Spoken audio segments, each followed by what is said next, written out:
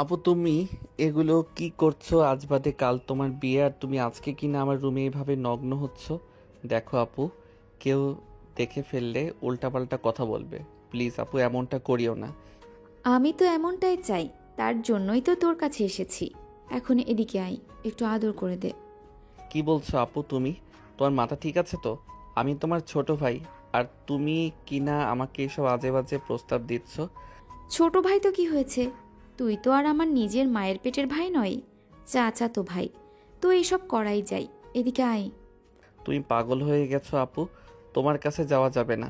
তুমি এখানে দাঁড়াও, আমি এখনই চাচিমাকে ডেকে আনছি। কই যাবে তুমি সোনা? তোমাকে তো আমি ছাড়ছি না। সবার চোখ ফাঁকি দিয়ে তোমার কাছে এসেছি, এত কষ্ট করে। জানি আজকে তোকে যদি আমার আপন করে না পাই, তাহলে আর জীবনে কখনো পাবো না। তাই তুই আর আমাকে আটকাস না। আরে আপু, তুমি বোঝার চেষ্টা করছো না কেন? তুমি আমার বড় আপু, আমি কিভাবে তোমার সঙ্গে এসব করতে পারি? আর আজকে বাদে কালকে তোমার বিয়ে। একটাবার ভেবে দেখেছো আমাদের এই কাজের পরিণাম কি হতে পারে? হয়েছে, তোকে আর বড় বড় কথা বলতে হবে না। এতদিন এতভাবে বোঝানোর চেষ্টা করেছি, তাও তো তুই কিছুই বুঝতে পারিস নাই। সারাক্ষণ অবুঝের মতো রয়ে গেছিস। কিন্তু আজ আর তোকে ছাড়ছি না। দেখো আপু, আমি কিন্তু এখন চিৎকার দেব, তখন দেখো সবাই চলে আসবে, তোমাকে অনেক বকাবকি করবে। দেখি, দে তুই চিৎকার, দেখি কতজন আসে। বাহিরে যে পরিমাণ লাউডস্পিকারে গান বাজছে, মনে হয় না তুই চিৎকার করলে কেউ তোর কথা কিংবা তোর কণ্ঠস্বর শুনতে পারবে। তো বেশি বাড়াবাড়ি না করে যা করতে বলি তাই কর, এতেই তোর ভালো হবে। না হলে আমি কিন্তু জোর করে তোর কাছ থেকে সব নিয়ে নেব। কথাটা বলেই নেহা গুটি গুটি পায়ে স্বাধীনের দিকে এগোতে লাগে। স্বাধীন ভয় পেয়ে যায়, সেখান থেকে দৌড়ে দরজার দিকে যেতে লাগে। তখনই নেহা দৌড় দিয়ে স্বাধীনকে ধরে ফেলে, টান দিয়ে নিজের কাছে নিয়ে আসে। স্বাধীনের শরীরে থাকা ঘ্রাণটা নাক দিয়ে নিতে লাগে। এক পর্যায়ে নেহা পাগল হয়ে যায়, স্বাধীনের ঠোঁটের সঙ্গে ঠোঁট লাগিয়ে চুষতে লাগে। স্বাধীন অবাক হয়ে বড় বড় দৃষ্টিতে তাকিয়ে থাকে। নেহা তার বাঁধ ভেঙে স্বাধীনের ঘাড়ে কপালে কিস করতে লাগে। নেহা তার শরীর থেকে এক এক করে শাড়ি গহনা খুলতে লাগে। স্বাধীন তার আয়ত্তের বাইরে চলে যায়, নেহাকে কোলে তুলে নেয়। নেহা বুঝতে পারে তাকে আর কিছুই করতে হবে না, যা করার স্বাধীনই করবে। সে চুপ হয়ে যায়। স্বাধীন নেহাকে নিয়ে খাটের উপর শুয়ে পড়ে, নেহার শরীরে কিস করতে লাগে। নেহা কেঁপে কেঁপে উঠতে লাগে। এই দিনটার জন্য এতদিন ধরে অপেক্ষায় ছিলাম, কিন্তু তুই তো কিছুই বুঝতে পারলি না। তোকে এত করে বললাম, এতবার বোঝালাম, তাও কিছুই বুঝলি না। বারবার বলেছিস আমি তোর বড় আপু। কেন রে, চাচাতো বোনকে কি বিয়ে করা যায় না? এটা কি কোনো হাদিসে আছে যে চাচাতো বোনকে বিয়ে করা যাবে না? কতজন না করে, আর আমরা করলেই দোষ? সমাজের মানুষ দেখতে পারবে না, নানান কথা বলিস তুই। চুপ থাকো তো, যা করছি এখন করতে দাও। আজে বাজে কথা বলো না, যা ভাবার তা পরেও ভাবা যাবে। নেহা বুঝতে পারে স্বাধীন আর তার মধ্যে নেই। তখনই পাশ থেকে নেহা তার ফোন নিয়ে কয়েকটা ভিডিও আর ছবি তুলে নেয়।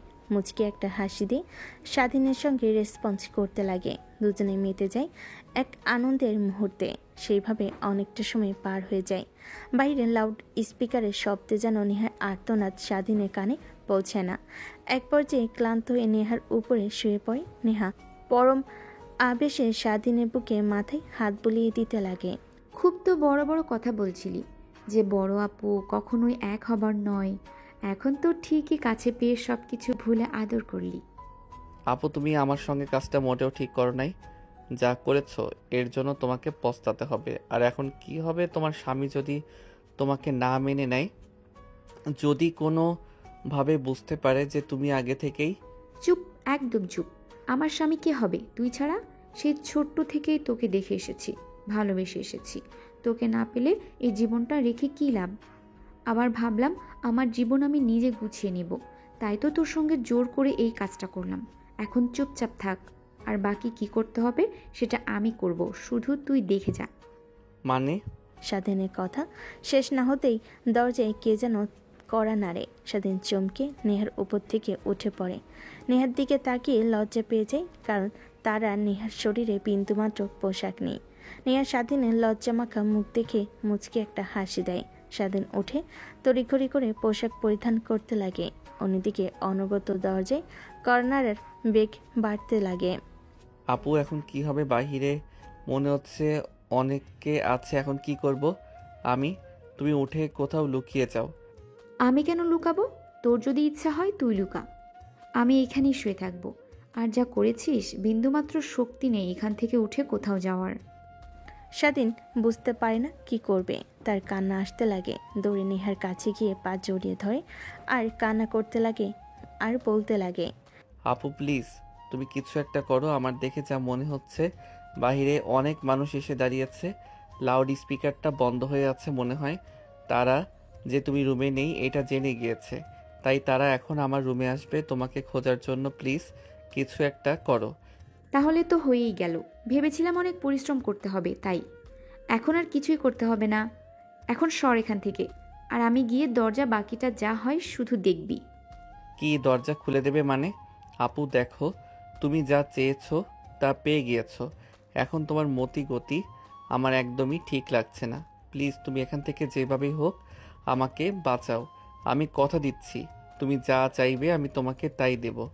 আমি কিছুই চাই না, শুধু তোকে চাই, আজীবনের জন্য, আমার করে, আমার জীবন সঙ্গী হিসেবে। আপু তুমি এটা ভালো করে জানো এটা কখনো হবার নয়। তাহলে ছোট মানুষের মতো বারবার এই জিদ ধরো কেন বলো তো? আর একটাবারও ভাবছো কি বাইরের মানুষজন কিভাবে, বাবা মা কি তাদের সামনে গিয়ে দাঁড়াতে পারবে? এই সব কথা তোর আগে ভাবা উচিত ছিল। সব সর্বনাশ করে আমার এখন আবার ভালো সাজা হচ্ছে। দেখ, তোর একটা কথা শুনবো না আমি। আর হ্যাঁ, একটা কথা শোন, আমার প্ল্যান মাফিক সব হয়েছে, এই আর কি। একটু বেশি খাটতে হতো, তা আর করতে হবে না। মানে তার মানে এসব তোমার প্ল্যান ছিল? বাবা, স্বাধীন দরজা খোলে, কখন থেকে দাঁড়িয়েছি, ঘুমিয়ে পড়ছো নাকি? প্লিজ দরজা খোলো। তোমার নেহা আপুকে কোথাও খুঁজে পাচ্ছি না। তোমার রুমে কি এসেছে? কি বলবি বল? তোর আদরের চাচিমা প্রশ্ন করেছে, এখন কি জবাব দিবি? জানি তোর মুখ দিয়ে কিছুই বের হবে না, যা করার আমাকে করতে হবে। এখন একটু আমাকে দাঁড় করিয়ে দে তো। যেভাবে আদর করেছিস ওঠার শক্তিটুকু নেই। আসলে আপু তুমি অনেক সুন্দর অভিনয় করতে পারো। তোমাকে কেন যে চাচা চাচি পড়াশোনা করালো, অ্যাক্টিংয়ের জগতে ঢুকিয়ে দিল না? এখন এত কথা না বলে আমাকে দাঁড় করিয়ে দে আর জামা কাপড় পরিয়ে দে। নেহার কথা মতো স্বাধীন নেহাকে উঠে জামাকাপড় পরিধান করে দেয় আর হাসতে লাগে। এক পর্যায়ে হাসি থামিয়ে নেহার দুপা জড়িয়ে ধরে কান্না করতে করতে বলতে লাগে, আপু প্লিজ তুমি এভাবে সবার সামনে আমাকে ছোট করিও না। আমি মানুষের সামনে মুখ দেখাতে পারবো না, আর আমার সুন্দর একটা ক্যারিয়ার আছে। তুমি কি চাও তোমার কারণে আমার ক্যারিয়ারটা নষ্ট হয়ে যাক? এখন এসব বলে কোনো লাভ হবে না। তোকে তো আর কম বোঝাইনি, কম বলিনি। আমি তোকে ভালোবাসি, কিন্তু তুই তো আর আমার কোনো কথাই শুনলি না। এখন চুপচাপ যা হয় মুখ বুজে সহ্য করে নে। আর যদি মুখ খুলেছিস তাহলে এই দেখ ভিডিও আর পিক। এখানে আমি কিছুই করিনি, আমি শুয়ে আর্তনাদ করছি, আর তুই অনবরত আমাকে আদর করে চলেছিস, আমার কোনো কথাই শুনছিস না। স্বাধীন নেহার হাত থেকে ফোনটা কেড়ে নেয়। দেখে ভিডিও স্বাধীন দেখে অবাক হয়ে যায়। সে ভাবতে পারে না নেহা এমন একটা কাজ করবে। চলো চলো দৃষ্টিতে নেহার দিকে তাকায়। ঠিক তখনই দরজা ভেঙে হুড়মুড়িয়ে রুমের ভিতর প্রবেশ করে অনেকেই। স্বাধীন চমকে এরকম হয় অবাক হয়ে যায়। পিছনে ঘুরে দেখে সবাই দাঁড়িয়ে আছে। নেহার শরীরে কাপড় এলোমেলো অবস্থা। নেহা সেখান থেকে ন্যাংড়াতে ন্যাংড়াতে স্বাধীনের মায়ের কাছে গিয়ে জড়িয়ে ধরে কান্না করতে করতে বলতে লাগে, মামুনি তোর কি হয়েছে? এভাবে কান্না করছিস কেন? আর স্বাধীন, আমরা যা ভাবছি তা কি সত্যি? ছোট আম্মু, ও কি বলবে? ও তো ছোট ভাইয়ের নামে কলঙ্ক। আমি বলছি তোমার ছেলে আমাকে এই অবস্থা করেছে, আমার সব সর্বনাশ করে ফেলেছে। আমি এখন সবার সামনে কি মুখ দেখাবো? স্বাধীন, নেহা যা বলছে তা কি সত্যি? চাচ্চু, তুমি তো দেখতেই পাচ্ছ রুমের কি অবস্থা, আর আমায় কি অবস্থা করেছে। তারপরেও এমন প্রশ্ন করছো? ও কি স্বীকার করবে নাকি আমার এই অবস্থা করে? আমিও তো কান্না করতে করতে বললাম, কিন্তু আমার কান্না ও একটু শুনতে পায় নাই। পৈশাচিক হাসি হেসে আমার উপর ঝাঁপিয়ে পড়েছিল। নেহার কথা শুনে স্বাধীনের বাবা রেগে আগুন হয়ে যায়। প্যান্ট থেকে বেল্ট খুলে স্বাধীনের কাছে এসে মারতে লাগে। স্বাধীন কিছুই বলে না, নিচের দিকে তাকিয়ে কান্না করতে লাগে। নেহার কেন জানি অনেক খারাপ লাগে, কিন্তু কি করবে এখন, কিছু করতেও পারছে না, তার হাত বাঁধা। এক পর্যায়ে স্বাধীনকে মারতে মারতে আধমরা করে ফেলে, মাটিতে লুটিয়ে পড়ে। গা দিয়ে রক্ত বের হতে লাগে। তখনই নেহার বাবা দৌড়ে গিয়ে স্বাধীনের বাবাকে থামিয়ে দেয়। আরে কি করছিস তুই? ছেলেটাকে এভাবে মারছিস, ও তো মরে যাবে। ওর মতো ছেলে মারা গেলে আমাদের কিছুই হবে না। ও কিভাবে পারলো ওর বড় বোনের সাথে এসব কাজ করতে? আর আমাদের ব্যাপারে কি একটুও ভাবলো না ও? এখন মানুষের সামনে গিয়ে কি মুখ নিয়ে দাঁড়াবো? আরে তোকে কিছু ভাবতে হবে না, আর এখানে তো বাইরের কেউ নাই, সবই আমরাই। সবাই শুনে রাখো, এখানে যা হয়েছে সেই বিষয়টা যেন বাহিরে না পৌঁছায়।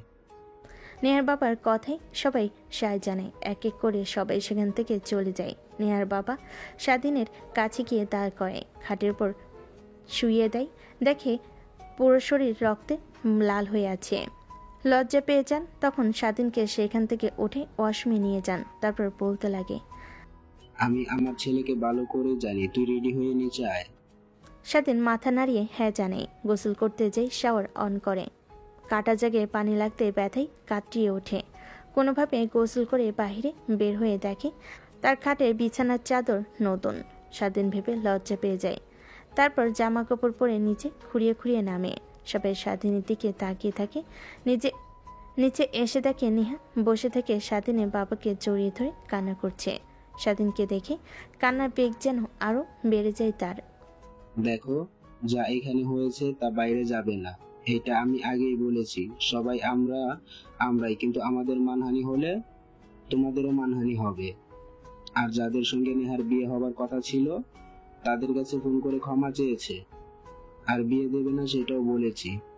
তারাও রাজি হয়েছে বিষয়টা। আর কাজী সাহেবকে ফোন করেছি, সে এখনই চলে আসবে।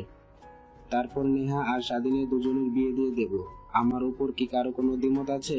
সবাই তো বলবে, না ভাই, আপনি যা ভালো মনে করবেন তাই করেন, আমাদের কোনো দ্বিমত নেই। ওর মতো কুলাঙ্গার সন্তান এরকম করে কখনো ভাবতেও পারে নাই। যদি জানতাম তাহলে জন্মের পরপরই ওকে মেরে ফেলতাম। স্বাধীন তার বাবার কথা শুনে অনেক কষ্ট পায় বুকে বা পাশটাই চিনচিন করতে লাগে। কিন্তু কি আর করার, সে যা করেছে তার পরিণতি এরকম হবে এটাই ভাবছিল। স্বাধীন সবার থেকে দৃষ্টি সরিয়ে নেহার দিকে তাকায়, দেখে তার ঠোঁটের কোণে হাসি রেখা। স্বাধীনের রাগ হতে লাগে আর ভাবতে লাগে, তোকে আপু বলতে লজ্জা হচ্ছে আমার। ছোট ভাইয়ের সঙ্গে এসব করে এখন আবার হাসা হচ্ছে সবার সামনে। নির্লজ্জের মতো কিভাবে বলল তখন কথাগুলো। আমার তো ভাবতেও গা শিউরে উঠছে। আমাকে বিয়ে করা, তাই না? এর পরিণতি তোকে হাড়ে হাড়ে টের পাইয়ে দেব। আমার যেমনটা ভালো রূপ দেখেছিস তার থেকে ভয়ঙ্কর কিছু তোকে দেখাবো। Just wait and see. কথাটা ভেবে স্বাধীন তার মুখের হাসি রেখা টানে। নেহার চোখের আড়াল হয় না। নেহা ভয় পেয়ে যায়, কারণ সে ভালো করে জানে স্বাধীন তাকে এত সহজে ছেড়ে দেবে না। একটু পর কাজী সাহেব চলে আসে। তারপর নেহা আর স্বাধীনের বিয়ের কার্যক্রম শুরু হয়। বাড়িতে এখনো বেশি কেউ আসেনি, শুধু কাজের লোকেরা আর নেহার বাবা মা, স্বাধীনের বাবা মা আর স্বাধীনের বোন, শুধু এরাই। তারপর কাজী সাহেব বিয়ে পড়িয়ে বাসা থেকে চলে যায়। তারপর সবাই যে যার কাজে চলে যায়। স্বাধীনের আর ভালো লাগে না।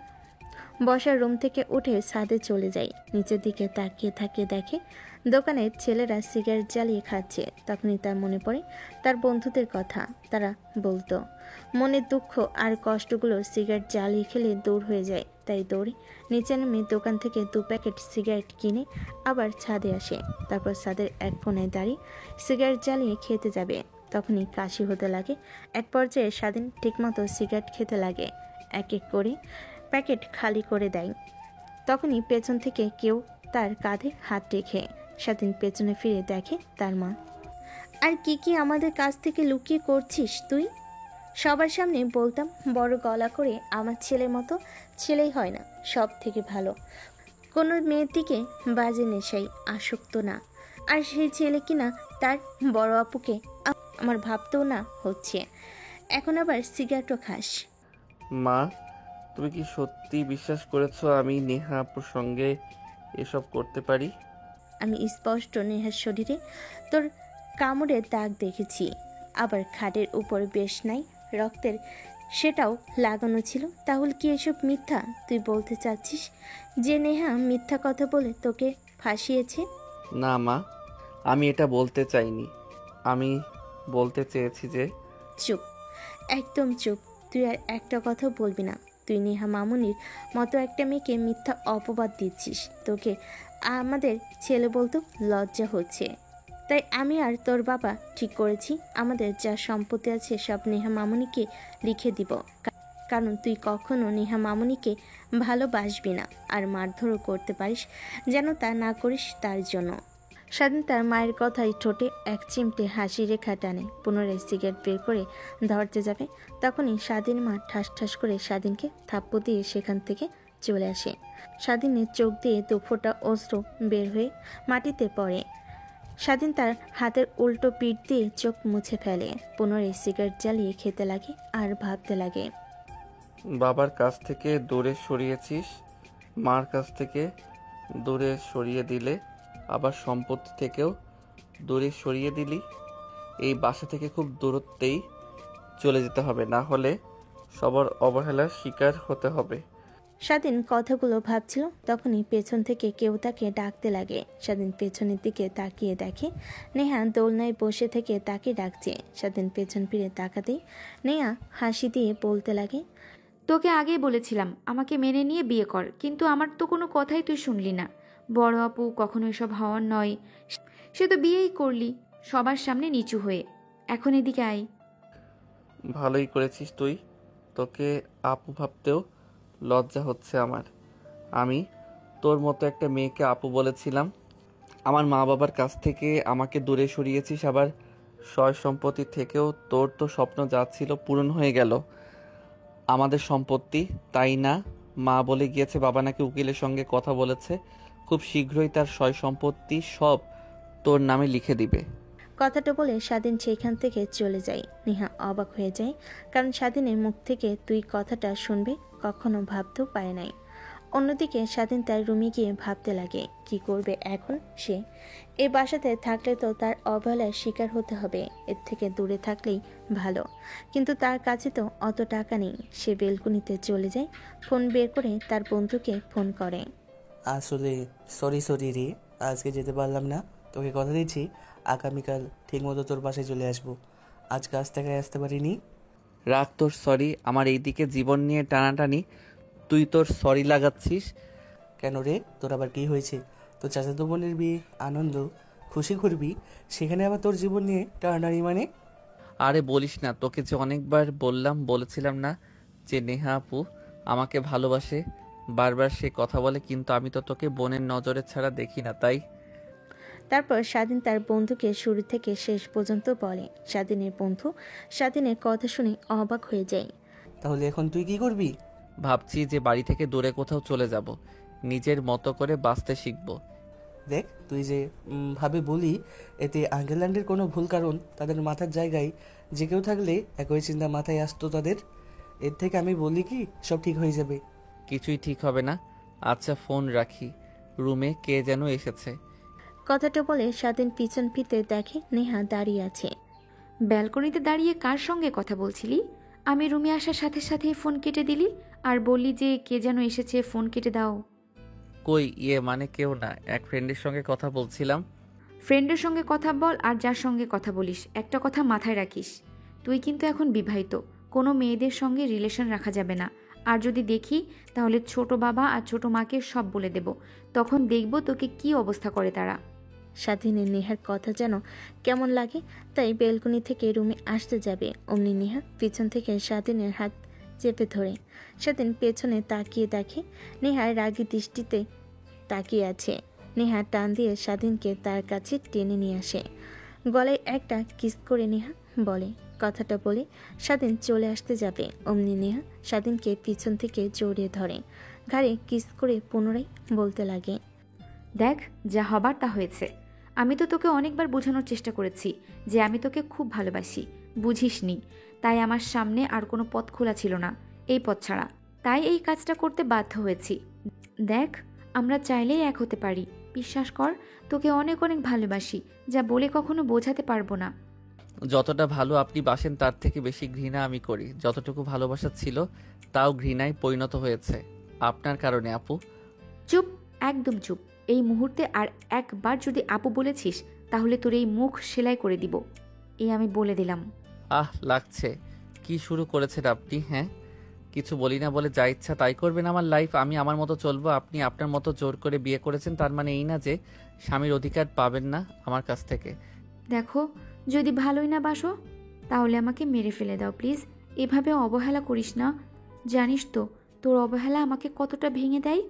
যখন কলেজে দেখতাম তুই অন্য মেয়ের সঙ্গে হেসে কথা বলছিস, তখন বুকটা ফেটে যেত, কিন্তু কিছু করতে পারতাম না, কারণ আমার তো সেই অধিকার ছিল না। বাট এখন তো আছে। নেহার কথা শুনে স্বাধীনের রাগ উঠে যায়। নিজেকে আর কন্ট্রোল করতে না পেরে নেহার গালে ঠাস ঠাস করে থাপ্পড় লাগিয়ে দেয়। নেহা অবাক হয়ে দুহাত দিয়ে গাল চেপে ধরে স্বাধীনের দিকে তাকিয়ে থাকে। কথাটা বলে নেহা চিৎকার করতে লাগে। তখনই সবাই রুমে চলে আসে। নেহা কান্না করতে লাগে। স্বাধীন হতভম্বর মতো নিচের দিকে তাকিয়ে থাকে। নেক্সট টাইম থেকে যদি আচমকাই আমাকে জড়িয়ে ধরা, হাত ধরা, কিস করা দেখছি তাহলে তোর খবর আছে। বড় আপু বলে এতক্ষণ অনেক জ্বালা সহ্য করেছি, কিন্তু আর নয়। থাপ্পড় মারলি আমাকে, তাই না? ওয়েট, তোকে দেখাচ্ছি। নেহামা, কি হয়েছে তোর? এভাবে চিৎকার করছিস কেন? এই জানোয়ারের বাচ্চাটাকে তোকে মেরেছে? নেহা মাথা দিয়ে হ্যাঁ জানে। স্বাধীনের বাবা রেগে পাশ থেকে লাঠি নিয়ে স্বাধীনকে মারতে লাগে। স্বাধীন কিছুই বলে না। এক পর্যায়ে স্বাধীনের গা দিয়ে রক্ত বের হতে লাগে। নেহার বাবা স্বাধীনের বাবার কাছে গিয়ে স্বাধীনকে মারতে বারণ করে। আরে কি করছিস তুই? এইভাবে মারলে ছেলেটা তো মারা যাবে। এখন অন্তত স্যার দেখ, গা দিয়ে রক্ত বের হচ্ছে। এই জানোয়ারটার কত বড় সাহস! তাকে তো আমাদের মান সম্মান ধুলোয় মিশে দিয়েছে, এখন আবার নেহা মামনিকে ধরে মারছে। ভাইয়া, তুমি প্লিজ কিছু বলো না। একে না মারলে এ সোজা হবে না। অনেক হয়েছে, আর মারতে হবে না, যা আমি বুঝিয়ে বলছি। তারপর রুম থেকে এক এক করে সবাই বের হয়ে যায়। নেহার বাবা স্বাধীনের কাছে এসে ওকে উঠিয়ে সোফায় বসে ফার্স্ট এড বক্স বের করে স্যাবলন নিয়ে কাটা স্থানে লাগিয়ে দিতে দিতে পাশে নেহা দাঁড়িয়ে তাকে দেখতে থাকে। নেহারও কেমন জানি খারাপ লাগে। নেহার বাবা স্বাধীনকে স্যাবলন লাগাতে লাগে আর বলতে লাগে, দেখ বাবা, তুই ভুল করেছিস। তুই তো জানিস ছোট অনেক রাগী, ওর রাগ উঠে গেলে আমাকেও ছেড় দেয় না। সেইখানে তো তুই ছেলে মাত্র। বলি কি বাবা, দেখ, সবকিছু মেনে নিয়ে তোরা সুখে শান্তিতে সংসার কর, এই কামনাই করি। কথা বলতে লাগে আর স্যাবলন দিয়ে পরিষ্কার করতে লাগে। স্বাধীন চোখ বন্ধ করে মনোযোগ দিয়ে কথা শুনতে লাগে। সে ভালো করে বুঝে ফেলেছে এই একটা দিনে এই বাড়িতে থাকলে তার আর বেঁচে থাকতে হবে না, মৃত মানুষের মতো থাকতে হবে। নেহার বাবা বের হয়ে যেতে গিয়েও রুমে এসে নেহার গালে ঠাস ঠাস করে থাপ্পড় লাগিয়ে দেয়। নেহা অবাক হয়ে তার বাবার দিকে তাকিয়ে থাকে। স্বাধীন সেই দিকে তাকায়। নেহার বাবা বলে, তুই কাজটা একদমই ঠিক করিস নাই। ছোট ভাইয়ের সঙ্গে এইভাবে নোংরামি কাজটা, ছি, আমার ভাবতেও অবাক লাগছে। তুই আমার মেয়ে বলে এখনো আমি কাউকে বলি নাই। আর হ্যাঁ, আমি দরজার বাইরে থেকে কান পেতে সবকিছু শুনছিলাম। ভেতরে কি কথা উপকথন হয়েছিল, কিন্তু আমি কাউকে বলিনি, কারণ সেটা না হয় আমি আর না বললাম।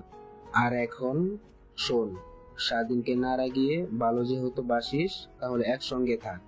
কথাটা বলে নেহার বাবা নেহাকে রাগ দেখিয়ে রুম থেকে বের হয়ে যায়। নেহা দরজা লাগিয়ে খাটে এসে শুয়ে থেকে ভাবতে লাগে। বাবা তো ঠিকই বলেছে, যেহেতু আমি ভালোবাসি, তার হাজার অবহেলা, হাজারটা ভুল আমাকে মাথা পেতে মেনে নিতে হবে।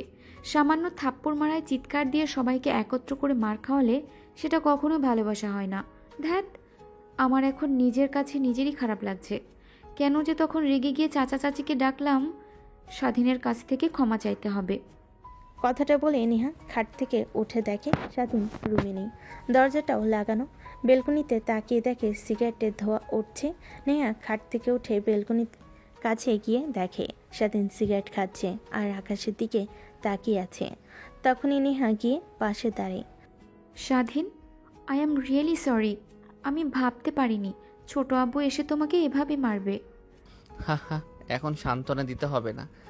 সত্যি আই এম সরি, আমি আমার ভুল বুঝতে পারছি। আচ্ছা, একটা প্রশ্নের উত্তর দিতে পারবি? একটা মেয়ে কান্না করতে করতে যদি হাজারটা মিথ্যা কথা বলে সেটা সত্যি হয়ে যায়, আর একটা ছেলে যদি মৃত্যুর সময়ও মুখ দিয়ে একটা সত্যি কথা বের করে তাও সেটা মিথ্যা হয়ে যায়, কেন বলতে পারবে? জানি তোর কাছে আর কোনো উত্তর নেই। আচ্ছা, তুই তো ছোট থেকে বিদেশে লেখাপড়া করতে দেশে এসেছিস, 8 বছর হলো। আচ্ছা, এই 8 বছরে কি কখনো তুই আমাকে দেখেছিস কোনো মেয়েকে গায়ে হাত দেওয়া, কোনো মেয়ের সঙ্গে খারাপভাবে কথা বলা, বাজে ব্যবহার করা? না তো, এইসব দেখিনি। তার জন্যই তো আমি তোর উপর দুর্বল হয়ে পড়েছি। কারণ এই জেনারেশনে এসেও একটা ছেলে কিভাবে মেয়েদের থেকে দূরে থাকতে পারে। কিন্তু এখন দেখবি এক ভিন্ন স্বাধীনকে, যার পিছে পিছে ঘুরবে হাজারটা মেয়ে, তাদেরকে নিয়ে শুয়ে থাকবো। তুই শুধু দেখবি। শুয়ে থাকবি মানে? কেন বুঝতে পারছিস না? তোকে আজকে যেভাবে আদর করেছি ঠিক ওইভাবে ওই মেয়েদেরকেও আদর করব।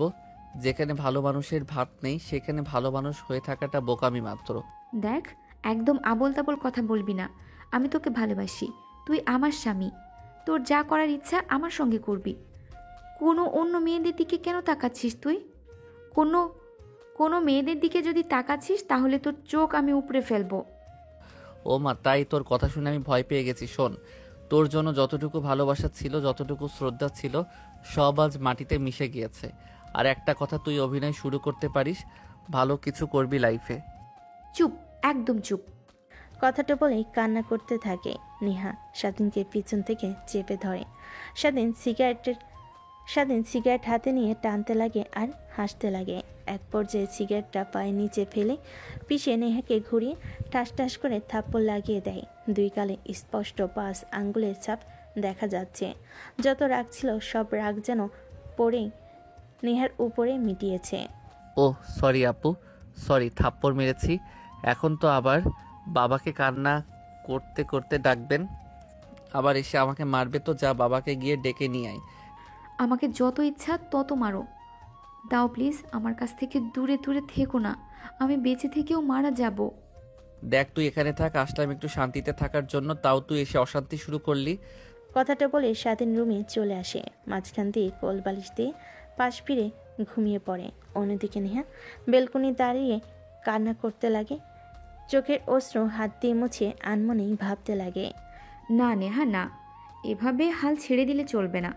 তুই যে কাজ করেছিস, ওর জায়গায় অন্য কোনো ছেলে থাকলে একই কাজ করতো। আমাকে ওর মনে জায়গা করে নিতে হবে, ভালোবাসা দিয়ে সব অভিমান দূরে সরিয়ে দিতে হবে।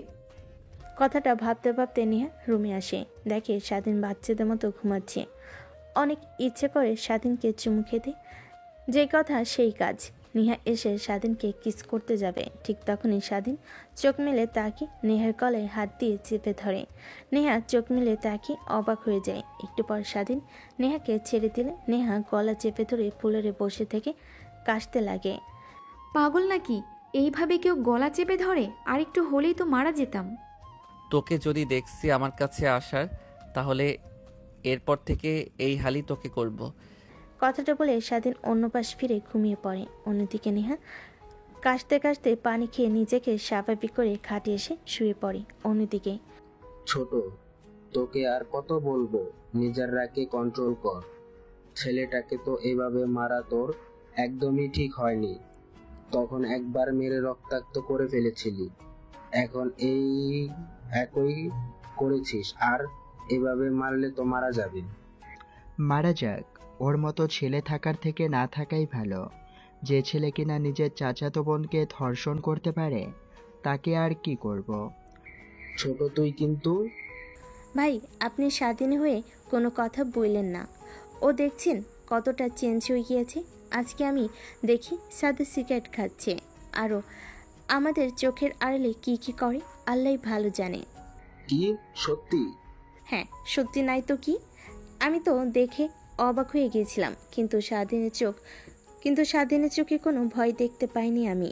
তাই আমি আর আপনার ছোট ভাই সিদ্ধান্ত নিয়েছি, আমাদের যা সম্পত্তি আছে সব নেহা মামুনিকে লিখে দিব। তখন দেখবেন ঠিক সম্পত্তির লোভে নেহা মামুনিকে ভালোবাসতে শুরু করবে। কি বলেন ভাবি? এসব স্বাধীনের বাবা যদি জানতে পারে তাহলে তো অনেক কষ্ট পাবে। তার মা বাবা কি নাম তার বড় ভাইয়ের মেয়েকে সবকিছু লিখে দিচ্ছে। কষ্ট পাক আর যাই হোক, ভাবি, আমি যেহেতু একবার সিদ্ধান্ত নিয়েছি তাহলে তাই করব। আপনাদের কথা আমি শুনছি না। কথাটা বলেই স্বাধীনের বাবা মা সেখান থেকে উঠে তাদের রুমে চলে যায়। নেহা বাবা চিন্তিত হয়ে মাথায় হাত দিয়ে সেখানেই বসে থাকে। তোমার আবার কি হলো? রুমে চলো, অনেক রাত হয়ে গিয়েছে, ঘুমাবে। চোখে ঘুম আসছে না একটু? তোমার মেয়ের শুধু কথা ভাবছি আমি। মানে? নেহার বাবা নেহার মাকে সব কথা খুলে বলে। নেহার মা অনেকটা অবাক হয়ে যায়, কি করবে বুঝতে পারে না। চিন্তিত হয়ে নেহার বাবাকে বলে, তাহলে এখন কি করবে? সব কথা ছোট ভাইকে জানানো উচিত, কারণ স্বাধীনকে এভাবে অবহেলা করলে ছেলেটা কখন কি করে ফেলে। না, কিছু বলা যাবে না, তখন আমাদের মেয়েরই সম্মান নষ্ট হবে। ছোট ভাইয়ের সামনে কি মুখ নিয়ে দাঁড়াবো আমি, বলো? আবার যদি জানতে পারে যে যার জন্য তার নিজের ছেলেকে অবহেলা করেছে সেই মেয়েটাই আসল দোষী, তখন তারা নিজেরাই নিজেদের মধ্যে ভেঙে পড়বে। তুমি একদমই ঠিক বলেছো। নেহার মা আর বাবা দুজনেই কথা বলে অনেকক্ষণ। একটু পর তারা তাদের রুমে চলে যায়। অন্যদিকে নেহাও ঘুমিয়ে পড়ে। পরের দিন সকালবেলা স্বাধীনের ঘুম ভেঙে যায়। পানির ছিটা লাগায়, দেখে নেহা ড্রেসিং টেবিলের আয়নার সামনে দাঁড়িয়ে চুলগুলো হেয়ার ড্রাই করছে। স্বাধীন বেশ কিছুক্ষণ নেহার দিকে তাকিয়ে থাকে। নিজের চোখ সরিয়ে স্বাধীন উঠে ওয়াশরুমে চলে যায়। গোসল করে বাইরে এসে দেখে নেহা তার ব্রা হুকটা পিছন থেকে লাগাতে পারছে না। স্বাধীন সেই দিকে তাকিয়ে তার ওয়ার্ড্রোব থেকে পোশাক বের করে পরিধান করতে থাকে। ঠিক তখনই নেহা সামনের দিকে তাকিয়ে বলে, দেখলে মুখটা লাগাতে পারছি না, লাগিয়ে দিলেই তো পারো। এইভাবে দেখিও না, দেখার ভান ধরার মানে কি? স্বাধীন চুপ থেকে কাজ করতে লাগে। নেহার কাছে এসে বলতে লাগে, কি হলো, কথা কানে যাচ্ছে না নাকি? সে কখন থেকে বলছি মুখটা লাগিয়ে দিতে, দেখেও না দেখার ভান করে আছো, শুনেও না শোনার মতো হয়ে আছো। কে তুই, হ্যাঁ, যে তোর কথা মতো শুনবো আমি? শর্ত, এখানে থেকে মাথা খাস না। কথাটা বলে স্বাধীন নেহাকে ধাক্কা দেয়, খাটের উপর পড়ে যায়। তাল সামলাতে না পেরে নেহা খাটের এক কোণায় লেগে মাথা ফেটে রক্ত বের হতে লাগে। সেদিকে স্বাধীনে কোনো তাল না দিয়ে ড্রেসিং টেবিলের সামনে দাঁড়িয়ে পোশাক ঠিক করতে লাগে, চুলগুলো স্টাইলিশ করতে লাগে।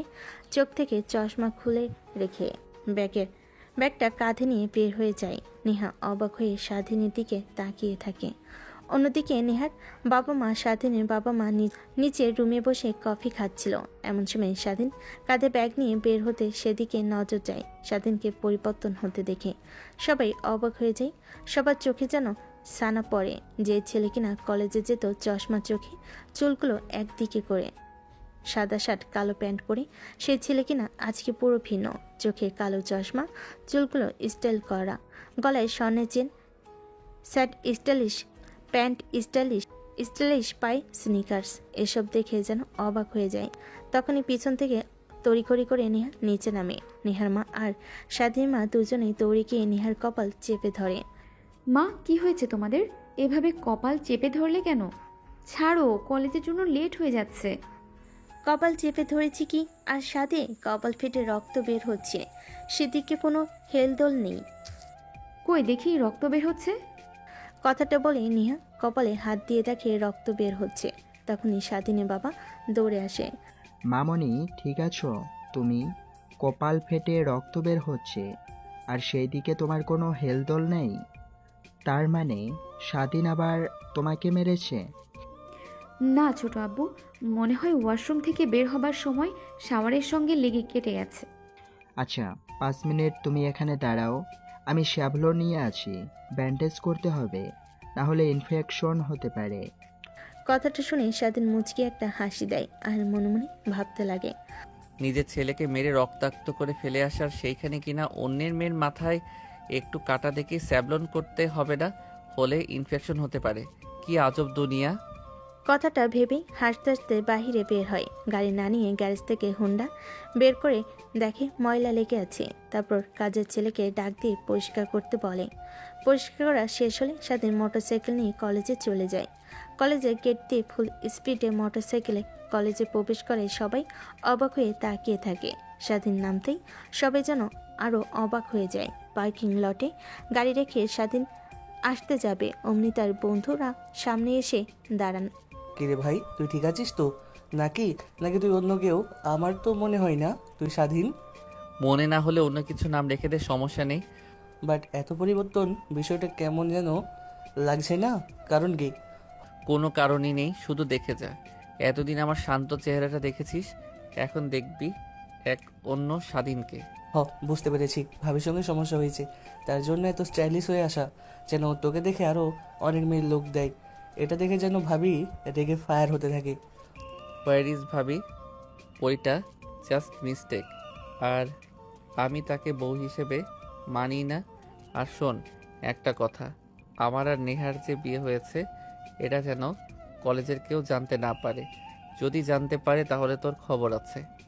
বুঝতে পেরেছি, এখন আর এত অভিনয় না করে চল ক্লাসরুমে যাই, এমনিতে অনেক দেরি হয়ে গেছে। আচ্ছা চল। তারপর স্বাধীন আর স্বাধীনের বন্ধু দুজনে তাদের ক্লাসের রুমের দিকে যেতে লাগে। রাস্তায় সবাই মেয়েরা স্বাধীনের দিকে ট্যাপ ট্যাপ করে তাকিয়ে থাকে। সবাই যেন এক ভিন্ন স্বাধীনকে দেখছে। অধিকাংশ মেয়ে এসে স্বাধীনের সঙ্গে কথা বলতে লাগে। স্বাধীন তাদের সঙ্গে মিষ্টি করে কথা বলতে লাগে। স্বাধীনের বন্ধু পাশ থেকে অবাক হয়ে যায়। এক পর্যায়ে ক্লাসরুমে গিয়ে বসে পড়ে। তখনই স্বাধীনের পাশে একটা মেয়ে এসে বসে পড়ে। স্বাধীন কিছুই বলে না। অন্যান্য দিন যদি মেয়ে এসে বসত, স্বাধীন উঠে অন্য তখনই মেয়েটি স্বাধীনের দিকে হাত বাড়িয়ে দেয়। তার hello, my name is Faria. আমার নাম স্বাধীন। বলতে হবে না, পুরো কলেজের সবাই তোমার নাম জানে এবং তোমাকে চেনে। ও আচ্ছা তাই। স্বাধীন মেয়েটার সঙ্গে কথা বলতে লাগে। পাশে থাকা তার বন্ধু তাকিয়ে শুধু দেখে চলেছে। একটু পরে ক্লাসরুমে স্যার চলে আসছে। স্যার ক্লাস করাচ্ছে, ওইদিকে স্বাধীন কোনো মনোযোগ নেই। ফোন বের করে কানে হেডফোন দিয়ে ফোন দেখছে। স্যার এটা দেখে রেগে যায়। স্বাধীনের কাছে আসে। এই ছেলে, তুমি কে? তোমার এত বড় সাহস? ক্লাসরুমে ক্লাস চলছে আর তুমি কিনা ফোন বের করে ফোন দেখছো? এখনই বের হয়ে যাও ক্লাসরুম থেকে। স্যার কথা শুনে স্বাধীন মুখ তুলে তাকায়। স্যার স্বাধীনকে দেখতে পেয়ে অবাক হয়ে যায়। মানে তুমি হঠাৎ স্বাধীন, তোমরা যেন পরিবর্তন। ক্লাসরুমে বসে থেকে মোবাইল দেখছো, পড়ায় মনোযোগ দাও, না হলে ক্লাসরুম থেকে বের হয়ে যাও। আমি ক্লাসরুমে বসে থাকবো আর মোবাইল দেখবো, দেখি আপনি আমার কি ক্ষতি করতে পারেন, তাই? স্বাধীনের কথা শুনে স্যার অবাক হয়ে যায়। সে ক্লাস না করে ক্লাসরুম থেকে বাইরে চলে যায়। সবাই উঠে স্বাধীনকে নিয়ে কথা বলতে লাগে। স্বাধীনের আর কিছু ভালো লাগে না, তাই ক্লাসরুম থেকে বের হয়ে কলেজের পাশে লেকের পাড়ে গিয়ে বসে থাকে। তখনই সেই ক্লাসের মেয়েটা স্বাধীনের পাশে বসে। কি হয়েছে তোমার? তোমার এত পরিবর্তন, আগে তো এমন ছিলে না। স্যারদের কথা মতো চলতে, স্যারেরা কিছু বললে তার উত্তর দিতে না, আর এখন কিনা তুমি। বাট এখন কিন্তু তোমাকে আরো ভালো হ্যান্ডসাম লাগছে। তাই নাকি? হ্যাঁ, সত্যি অনেক সুন্দর লাগছে। মানে তোমাকে একটা কথা বলবো, অনেকদিন হলো বলা হচ্ছে না। আমি তোমাকে ভালোবাসি। কি? কথাটা বলেই মেয়েটা চোখ বন্ধ করে ফেলে। স্বাধীনের ঠোঁটে পৈশাচিক হাসি হেসে মেয়েটাকে তার কাছে টেনে নিয়ে আসে। অন্যদিকে একজন নজর যে স্বাধীনের দিকে ছিল, সেই দিকে তার কোনো হেলদোল নেই। আমিও ভালোবাসতে পারি, আমার কিছু শর্ত আছে, যদি শর্ত মানতে পারো তাহলেই। বলো বলো, আমি তোমার 1000টা শর্তেও রাজি আছি। 1000টা নয়, শুধু একটাই শর্ত, আমি যখন তোমাকে ডাকবো তখন আমার কাছে আসতে হবে এবং আমার সঙ্গে শুতে হবে। আই মিন রুম ডেট কিংবা লিভিং রিলেশনশিপ, যাই বলো। স্বাধীনের কথা শুনে মেয়েটা স্বাধীনকে ছেড়ে দিয়ে দাঁড়িয়ে পড়ে। স্বাধীনকে ভালোভাবে পর্যবেক্ষণ করতে লাগে। সমস্যা নেই, আমার শর্তে রাজি না হও তুমি তোমার পথ দেখতে পারো, আমি অন্য কাউকে বেছে নেব। আমি রাজি, কিন্তু হট করে যদি পেটে বেবি চলে আসে তখন কি হবে? সেটা আমার উপর ছেড়ে দাও, তোমাকে এই নিয়ে ভাবতে হবে না। মেয়েটার সম্মতি শুনে স্বাধীন মেয়েটার হাত ধরে টান মারে। মেয়েটা এসে স্বাধীনের উপর পড়ে যায়। স্বাধীন মেয়েটাকে ধরে কিস করতে যাবে, তখনই পিছন থেকে নেহার ভারী গলার শব্দ পায়। স্বাধীন, কি হচ্ছে এসব? কি হচ্ছে দেখতে পারছেন না? দেখি ও না দেখার ভান ধরে আছেন। সরেন তো এখান থেকে, আমরা একান্ত সময় পার করব, আর আপনি এসে ব্যাঘাত ঘটাচ্ছেন। ব্যাঘাত মানে? কলেজে কি তুই একাই আবাসিক হোটেল বানিয়ে ফেলবি নাকি? ও আচ্ছা, আপু ভালো একটা কথা বলেছেন, আবাসিক হোটেল। চলো যাই, আমরা আবাসিক হোটেলে যাই। এখানে কেউ আবার দেখে ফেলবে, তখন সমস্যা হতে পারে। তুমি যেখানে নিয়ে যাও, আমার এতে কোনো দ্বিমত নেই। আবাসিক হোটেলে যাবি মানে? আর এই যে এই মেয়ে, তোমার কি লজ্জা শরম কিছুই নাই? একটা ছেলেকে নিয়ে আবাসিক হোটেলে যাবে, সেটা আবার বড় গলা করে বলছো আমার সামনে? কে তুমি যে তোমার সামনে বলা যাবে না? আর জান, এটা কে? সরাও তো, চলো। হ্যাঁ চলো। কোথাকার কোন পাগলি এসেছে? কথাটা বলে স্বাধীন মেয়েটাকে জড়িয়ে ধরে হাঁটতে লাগে। নেহার রাগে বাঁধ ভেঙে যায়। স্বাধীনের কাছ থেকে মেয়েটাকে সরিয়ে স্বাধীনকে থাপ্পড় দিতে যাবে, এর আগে স্বাধীন নেহার হাত ধরে ফেলে। অনেক অন্যায় সহ্য করেছি, কিন্তু আর নয়। কি পেয়েছেন আপনি? আমার জীবনটাকে তো নষ্ট করে ফেলেছেন, এখন আবার এসেছেন মায়া দেখানোর জন্য। লাগবে না, চলে যান। আমি আমার মতো সব গুছিয়ে নেব, আর নেক্সট টাইম থেকে যদি আমার কোনো বিষয় হস্তক্ষেপ করতে দেখি তাহলে আপনার খবর আছে। বড় আপুর জন্য শুধু এইটুকুই বললাম, নেক্সট টাইম থেকে কিছু বলবো না। দেখো, আমি তো সরি বলছি। আমি তোকে ভালোবাসি। তোকে পাওয়ার জন্য একটাই মাধ্যম ছিল আমার কাছে, তাই আমি এই কাজটা করেছি। প্লিজ আমাকে ক্ষমা করে দে। ক্ষমা? তাও আবার আপনাকে? প্রশ্নই আসে না। এখন সরেন তো, অনেক মুড হচ্ছে। আমি তো আছি না, আমি তোর। বাকিটা কথা শেষ করতে না দি স্বাধীন নেহার মুখ চেপে ধরে নেহার কানে কাছে মুখ নিয়ে গিয়ে পিসপিসিয়ে বলে, যা বলতে গিয়েছিল ওইখানে স্টক, আর কথা যেন ফেরে না হয়। কথাটা বলে স্বাধীন সেইখান থেকে মেয়েটাকে নিয়ে চলে যায়। স্বাধীনের অনেক খারাপ লাগে, কিন্তু নেহাকে কষ্ট পেতে দেখে অনেক ভালো লাগে। সে বুঝতে পারে নেহাকে এইভাবে শায়েস্তা করতে হবে। একটু পর গাড়িটা একটা আবাসিক হোটেলের সামনে দাঁড় করে দেখতে পাই পিছন থেকে নেহার গাড়িও আসছে। স্বাধীন পৈশাচিক হাসি হেসে মেয়েটাকে কোলে করে কাউন্টার থেকে একটা রুমে চাবি নিয়ে চলে যায়। নেহা এটা দেখে নিজেকে আর কন্ট্রোল করতে না পেরে কান্না করতে লাগে। কান্না করতে করতে বাসায় চলে যায়। অন্যদিকে স্বাধীন রুমের দরজা খুলে ভিতর ঢুকে দরজা লাগিয়ে দেয়। মেয়েটাকে খাটে ফেলে দেয় স্বাধীন। বেলকনিতে গিয়ে সিগারেট ধরে। স্বাধীন সিগারেট খাচ্ছিল আর বাইরের দিকে তাকিয়েছিল। মেয়েটা অনেকক্ষণ হলো স্বাধীনকে আসতে না দেখে উঠে বেলকনিতে গিয়ে স্বাধীনের পাশে দাঁড়ায়। স্বাধীন সিগারেট খাচ্ছিল। মেয়েটা স্বাধীনের হাত থেকে সিগারেট কেড়ে নিয়ে খেতে লাগে। উফ জান, তুমি এখানে? আমার তো অনেক মুড হচ্ছে, চলো না। তোমাকে অনেক কাছে পেতে ইচ্ছে করছে। অনেক দিনের শখ আজ পূর্ণ হতে চলেছে আমার। তাই বুঝি?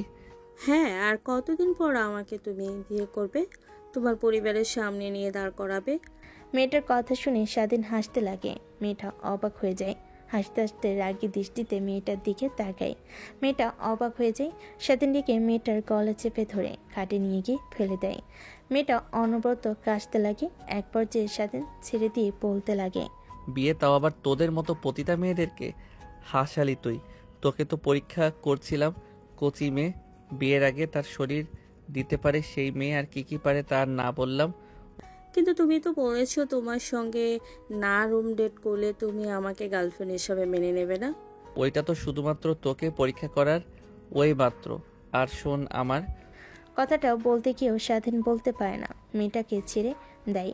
স্বাধীনের কাছ থেকে ছাড়া পেয়ে মেয়েটা কাশতে লাগে। পাশ থেকে ব্যাগ আর ওনা নিয়ে ভালোভাবে নিজেকে জড়িয়ে নেয়। স্বাধীন সোফায় বসে আরেকটা সিগারেট বের করে খেতে লাগে। তখনই আবার মেয়েটাকে উদ্দেশ্য করে বলতে লাগে, শোন, আমাদের মধ্যে যা হয়েছে তা যেন বাহিরে না পৌঁছায়। আর বিশেষ করে যদি নেহা তোকে কিছু বলে, তখন বলবি যে আমি তোকে রুম ডেট করে ছেড়ে দিয়েছি। আরও বলবি আমার এক মেয়েকে পছন্দ হয় না, 1000টা মেয়ে লাগে। বুঝতে পারছিস আমার কথা? বুঝতে পারছি, আমাকে যেতে দাও। যেতে তো তোকে দেবই, কিন্তু কোনোভাবে যদি নেহা বুঝতে পারে তোর সঙ্গে আমি কিছুই করিনি, তাহলে ওই দিনই হবে তোর শেষ দিন। স্বাধীনের কথা শুনে মেয়েটা ভয় পেয়ে যায়। ভয়ে কাঁপতে লাগে। এক পর্যায়ে স্বাধীন সিগারেটটা পায়ের নিচে ফেলে পিঠে শার্ট পরে হোটেল থেকে বের হয়ে যায়। পিছু পিছু মেয়েটা ভয়ে কাঁপছে। শুধুমাত্র পাশে থাকা অনেকেই এটা দেখে হাসছে, কিন্তু কেউ কিছু বলার সাহস পাচ্ছে না। একটু পর গাড়ি করে স্বাধীন মেয়েটাকে নিয়ে আবার কলেজে চলে আসে। কলেজে এসে স্বাধীন লেকের পাড়ে বসে থাকে আর ভাবতে লাগে। আমি যা করছি আসলেই কি সত্যি করছি? যদি কোনো ভয় পেয়ে মা বাবা জানতে পারে তারা কতটা কষ্ট পাবে, আর তারা কষ্ট পেলে আবার কি যে বাবা তার ছেলেকে মারতে মারতে রক্তাক্ত করে ফেলে, তার কষ্ট আমার কিছু যায় আসে না। কিন্তু নেহার কষ্ট পাওয়া দেখে আমার এত ভালো লাগলো কেন? এভাবেই তো কষ্ট দিতে হবে। স্বাধীন কথাগুলো ভাবছিল, তখনই স্বাধীনের পাশে তার বন্ধু এসে বসে। স্বাধীনের কাঁধে হাত রাখে। দেখ, তুই যা শুরু করেছিস তার ফল একদমই ভালো হবে না। আমি বুঝতে পারছি নেহা আপু ভুল করেছে, কিন্তু তার দিক থেকে দেখলে সে ঠিক করেছে। কারণ তোকে পাবার একমাত্র শেষ রাস্তায় ছিল এভাবে তোকে বিয়ে করার। আমি বলি কি, তুই নেহা আপুকে নিয়ে সুখে থাক। তুই দেখ, তুই যে মেয়েটার সাথে কথা বললি ও অনেক বাজে একটা মেয়ে। এদের পাল্লায় বললে তোর জীবন নষ্ট হয়ে যাবে। জীবন তো এমনিতেই নষ্ট হয়ে গেছে, আর আছে কি বল? তারপর স্বাধীনের বন্ধু স্বাধীনকে গাড়ি করে বাসায় চলে আসে। দেখে সবাই ড্রয়িং রুমে বসে আছে। স্বাধীন তার রুমের দিকে যাচ্ছিল, তখনই স্বাধীনের বাবা পিছন থেকে ডাকে। স্বাধীন তাদের সামনে গিয়ে দাঁড়ায়। কলেজে স্যারদের সঙ্গে বেয়াদবি শুরু করেছিস? স্যারেরা ফোন করে আমাকে বলল, এখন তাদের সামনে আমি কি মুখ নিয়ে দাঁড়াবো ভেবেছিস একটাবারও তুই? আরে ছোট, কি শুরু করলি? ছেলেটা আসলো, ওকে ফ্রেশ হয়ে আসতে দে, তারপর কথা বল। ভাই, তোমাদের আশকারা পেয়ে পেয়ে আজ এই এত বড় বেয়াদব হয়েছে। আর নেহা মামুনির সঙ্গে কি করেছিস? ও কলেজ থেকে আসার পর থেকে কান্না করছে রুমে গিয়ে, আমরা ডাকলেও বের হচ্ছে না। কই, আমি তো কিছু করিনি। ক্লাস করতে ভালো লাগছিল না, তাই একটু বাহির দিয়ে ঘুরছিলাম। বাহির দিয়ে ঘুরছিলি নাকি করছিলিস? সব খবর আমার কানে আসে। তোর এত বড় সাহস, বউ রেখে অন্য মেয়েদেরকে নিয়ে আবাসিক হোটেলে যাস? আমার জীবন, আমি যা চাই তা করব, তুমি বলার কে? স্বাধীনের কথা শুনে স্বাধীনের বাবা রেগে যায়। বসে থেকে স্বাধীনের কাছে এসে মারতে লাগে। নেহার বাবা দৌড়ে এসে স্বাধীনের বাবাকে থামিয়ে দেয়। তারপর স্বাধীনকে রুমে যেতে বলে। রুমের সামনে গিয়ে দরজায় কড়া নাড়তেই রুমের মধ্যে থেকে নেহা বলতে লাগে। মা বাবা, তোমাদের না বললাম আমাকে একটু একা থাকতে দাও? আবার এসেছো কেন তোমরা? স্বাধীন বুঝতে পারে না কি জবাব দেবে। তারপর অনবরত দরজায় নক করে চলেছে। নেহার রেগে খাট থেকে উঠে দরজা খুলে দেয়। সামনে স্বাধীনকে দেখতে পেয়ে চোখ মুছে দরজা থেকে সরে দাঁড়ায়। স্বাধীন ভিতরে এসে ব্যাগটা ছুঁড়ে মারে। তারপর ওয়ার্ডরোব থেকে জামা কাপড় নিয়ে ওয়াশরুমে চলে যায়। একটু পর ওয়াশরুম থেকে বের হয়ে ড্রেসিং টেবিলের সামনে বসে পড়ে। আয়নার দিকে তাকাতেই রাগ উঠে যায়। আয়নাতে একটা ঘুষি মারতেই আয়না চূর্ণ বিচ্ছিন্ন হয়ে যায়। নেহা সেই দিকে তাকায়, দেখে স্বাধীনের হাত কেটে রক্ত নিচে গড়িয়ে পড়ছে টপ টপ করে। নেহা দৌড়ে আসে স্বাধীনের কাছে, হাত ধরে বলতে লাগে, কি করলে এটা তুমি? হাত কেটে রক্ত বের হচ্ছে। প্রতি উত্তরে স্বাধীন কিছুই বলে না, চুপ করে থাকে। নেহা দৌড়ে ফার্স্ট এড বক্স নিয়ে এসে হাতে স্যাভলন দিয়ে পরিষ্কার করে দেয়। তারপর ব্যান্ডেজ করে দেয়। স্বাধীন তাকিয়ে থেকে শুধু দেখতে লাগে, কিছু বলে না। একটু পর স্বাধীন উঠে সোফায় গিয়ে বসে। নেহা স্বাধীনের পাশে বসে, তাই স্বাধীন উঠতে যাবে অমনি নেহা স্বাধীনের হাত ধরে সোফায় বসিয়ে দেয়। দেখ, আমি জানি আমি যা করেছি তোর সাথে ভুল করেছি, কিন্তু আমি নিরুপায় ছিলাম তখন। আর আমি একটুও ভাবিনি যে তোর মনে আমার জন্য একটুও ভালোবাসা নেই। আমি মিথ্যা ছিলাম। বুঝতে পারছি, শুধু শুধু তোর জীবনে কাল হয়ে দাঁড়িয়েছি আমি। তুই যদি চাস আমি তোকে ডিভোর্স দিয়ে দেব। তখন তোর এই মেয়েটা কি যেন নাম, ফারিয়া, ওর সঙ্গে সুখে শান্তিতে থাকতে পারবি। দেখ, এমনিতে অনেক করেছিস আমার জন্য, আর করতে হবে না। তখন আবার বাবারা বলবে আমি তোকে জোর করেছি আমাকে ডিভোর্স দেওয়ার জন্য। এর থেকে চুপচাপ থাক, তুই তোর মতো, আমি আমার মতো। কিন্তু আমি পারবো না নিজের স্বামীকে অন্য মেয়েদের সঙ্গে দেখতে। স্বাধীন কিছুই বলে না, বেলকনিতে চলে যায়। সিগারেট ধরিয়ে খেতে লাগে। একটা জিনিস কেন যেন স্বাধীনের কষ্টগুলোকে একটু হলেও দূর করতে পারে। সিগারেট খাওয়া হলে রুমে এসে দেখে নেহা কাজ পরিষ্কার করছে। স্বাধীন খাটে গিয়ে ঘুমিয়ে পড়ে। অনেক রাতে স্বাধীনের ঘুম ভাঙে। অন্যদিকে সবাই খাবার টেবিলে খাবার খাচ্ছিল। দেখ, তুই দিন দিন ছেলেটার সঙ্গে যা করছিস একদমই ঠিক করছিস না। ভুল করেছে, তার প্রায়শ্চিত্ত পাচ্ছেও। তোর শাসন আর মারের কারণে ছেলেটা নিজেকে পরিবর্তন করে ফেলেছে। হয়েছে ভাই, তুমি আর কিছু বলো না। ওর হয়েও দিন দিন বেয়াদব হয়ে গিয়েছে। ওকে এখন যদি শায়েস্তা না করতে পারি তাহলে আর কখনোই পারবো না। তারপরেও ছেলেটার সঙ্গে বেশি বেশি করা হয়ে যাচ্ছে। আর নেহা, স্বাধীন কি ডেকে আনবি না? অনেক কয়টা দিন হয়ে গেল ছবিটা আমাদের সঙ্গে একই টেবিলে বসে খাবার খায়। মা, ও ঘুমাচ্ছে, তাই আর ডাক দিয়ে ডিস্টার্ব করি নাই, ঘুমাক। আচ্ছা, বুঝতে পারছি। তাহলে স্বাধীনের জন্য কষ্ট করে খাবার বেড়ে নিয়ে যাস। ঘুম থেকে উঠলেই বিষ খেয়ে নেবে ছেলেটা। সকালেও কিছু খায় নাই, দুপুরেও কিছু খায় নাই। ঠিক আছে মা। তারপর খাবার খাওয়া শেষ করে নেহা একটা প্লেটে খাবার নিয়ে রুমে আসে। দেখে স্বাধীন খাটের উপর নেই, বেলকনিতে ধোয়া উঠছে। বুঝতে পারে বেলকনিতে দাঁড়িয়ে সিগারেট খাচ্ছে। নেহা খাবারের প্লেটটা টি টেবিলের উপর রেখে দেয়। তারপর পানি আনতে নিচে চলে যায়। পানি নিয়ে এসে দেখে স্বাধীন সোফায় বসে মোবাইল দেখছে। নেহা খাবার প্লেটটা নিয়ে সোফায় বসে। এক লোকমা খাবার তুলে স্বাধীনের দিকে এগিয়ে নিতে মুখ ফিরিয়ে নেয়। আমার সাথে রাগ, আমার সাথে অভিমান, খাবারের সঙ্গে নয়। না খেয়ে খেয়ে নিজের কি বেহাল দশা করে ফেলেছ। দেখো, তুমি যা চেয়েছো তাই হবে। তারপরও প্লিজ এভাবে না খেয়ে সবার সঙ্গে কথা না বলে এভাবে থেকো না প্লিজ। তুমি যদি চাও আমি এই বাড়ি থেকে আবার দূরে কোথাও চলে যাব। তা কিছুই করতে হবে না, আমাকে দেন, আমি নিজেই খেয়ে নিতে পারবো। তোমার তো হাত কাটা, ব্যান্ডেজ করানো, তুমি কিভাবে খাবে? আচ্ছা ওয়েট, আমি চামচ এনে দিচ্ছি। কথাটা বলে নেহা খাবারের প্লেট পাশে রেখে দৌড়ে নিচে চলে যায়। তারপর কিচেন থেকে চামচ নিয়ে রুমে আসে। স্বাধীনকে দিতে স্বাধীন চামচ ধরতে গিয়েও ফেলে দেয়, ঠিকমতো ধরতে পারে না। নেহা এটা দেখে কি করবে খাবার লোকমা করে স্বাধীনের দিকে এগিয়ে দেয়। স্বাধীন আর কিছু না ভেবে খেতে লাগে আর ফোন দেখতে লাগে। তখনই একটা অজানা নাম্বার থেকে ফোন আসে স্বাধীনের কাছে। রিসিভ করে কানের পাশে ধরতেই ওপাশ থেকে বলতে লাগে, ছোট লোকের বাচ্চা, তোর এত বড় সাহস আমাকে বড় বড় কথা বলিস? তুই চিনিস না আমি কে, আমার ভাইকে তুই তাও জানিস না। তুই একটাবার কালকে কলেজে আয়, তারপর তোকে দেখাচ্ছি। কে তুমি আর তোর ভাইকে? আমি মারিয়া। আর তুই ইঁদুরের গর্তে লুকালেও আমার ভাই টেনে বের করে তোকে মেরে ছাড়বে। আর আমার ভাইকে জানিস, এই শহরের নামকরা মাফিয়া ইমরান শিকদার। ও তুই, আর কি বললি? ইমরান শিকদার? আচ্ছা ওয়েট, ফোনটা রাখ, আমি তোর ভাই নাকি যেন তোকে ফোন করছি, তার কাছ থেকে আমার পরিচয় জেনে নিস। কথাটা বলে স্বাধীন ফোন কেটে দেয়। পাশ থেকে নিহা সব শুনতে পায় কিন্তু কিছু বলে না।